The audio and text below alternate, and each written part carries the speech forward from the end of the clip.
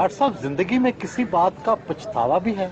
इस कौम के लिए काम करने का। सादा जूते, मामूली कीमत के कपड़े, कहा तो ये जाता है कि आपके बैरून मुल्क खुफिया अकाउंट हैं, बैरून मुल्क होटल हैं, वो सारी दौलत कहाँ है?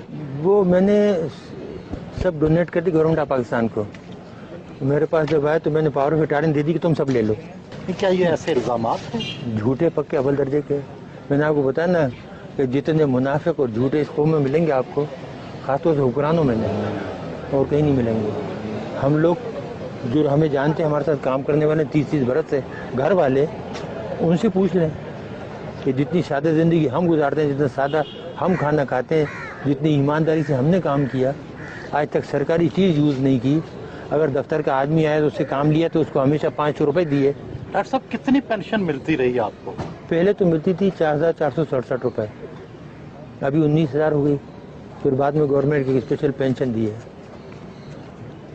जब उन्हें ये पता लगा कि इनके पास कोई पैसा वैसा नहीं है, इन्होंने कोई चोरी नहीं की और ये सब बकवास थी, प्रोपेगेंडा था, ना मकान है, ना अकाउंट है, ना कुछ है, तो फिर आए कि जी हमें पता है आपको बहुत तकलीफ़ है फाइनेंशियली, बहन भाइयों से ले लेकर गुजारा कर रहे हैं, तो फिर एक स्पेशल पेंशन दी। तो आपकी टीवी की एक औरत होती जो पहले सब्जियाँ बेचती थी, वो एक दिन एक प्रोग्राम में कह रही थी, बहुत दिन हुए, तो जी इनके 23 प्लाट हैं इस्लामाबाद में, 23 बंगले। एक और साहब हैं जो अपने आप को बहुत बड़ा मशहूर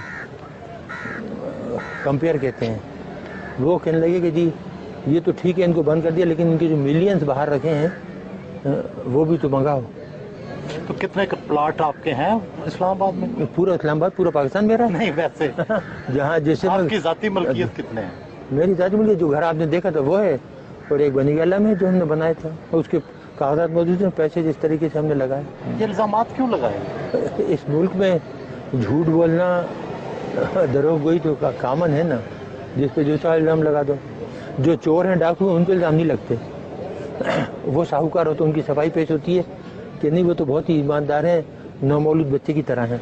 एटमी मुल्क पाकिस्तान में हर तरफ लोड शेडिंग के अंधेरे हैं, क्या न्यूक्लियर तवानाई से ये मसला हल हो सकता है? ये हो सकता है बहुत। देखिए, अगर आप करना चाहें, कोई काम भी आप करना चाहें तो उसको आप नेशनल लेवल पे लें, नेशनल पॉलिसी बनाएं, गाइड करने वाले सही हों, लेकिन जहाँ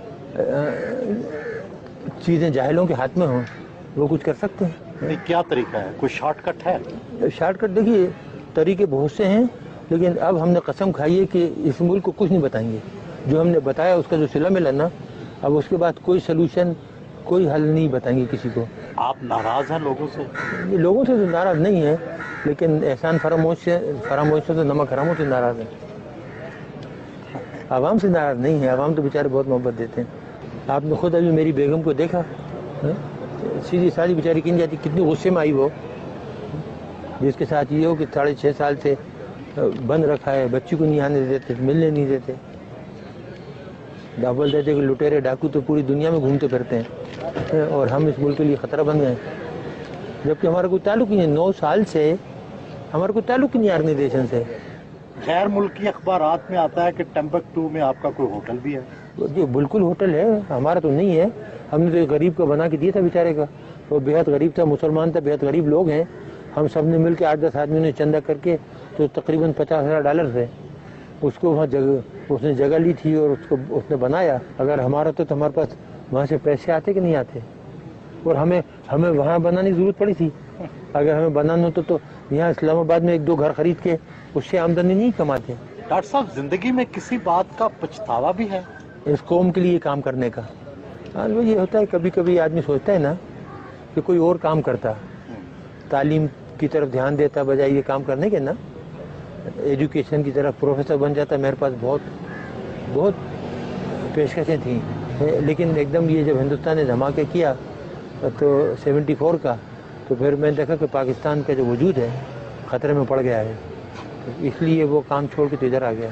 डॉक्टर साहब, पसंदीदा गुलकार या गुलकारा? इकबाल बानो, और उसके बाद मुन्नी बेगम, आबदा परवीन, ये जो थी माशाल्लाह बहुत ही। फिर हमारे पुराने गाने वाले मलका पुखराज और गुलाम अली। देखिए माशाल्लाह, गुलाम अली का कोई जवाब नहीं है।